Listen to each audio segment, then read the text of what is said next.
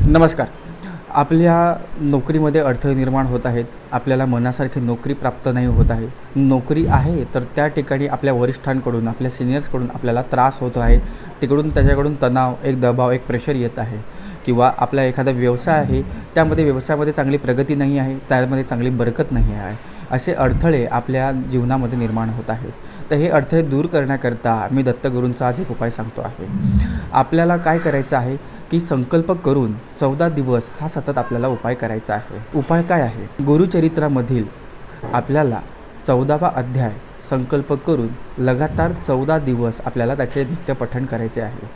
सकाळी किंवा संध्याकाळी अशी कुठली तरी एक आपली वेळ ठरवावी आणि त्या 14 दिवसामध्ये आपण 14व्या अध्यायाचे नित्य पठण करावे. हे 14 दिवस झाल्यानंतर आपल्या जवळपासच्या कुठल्याही दत्तगुरू मंदिरात जाऊन भगवंताला पिवळी मिठाई, पिवळी वस्तू किंवा कुठल्याही पिवळे कापड हे भगवंताचरणी आपण अर्पण करावे. आपल्याला नक्कीच या उपायानंतर एक चांगला अनुभव आणि दत्तगुरूंचा आशीर्वाद प्राप्त होईल. धन्यवाद.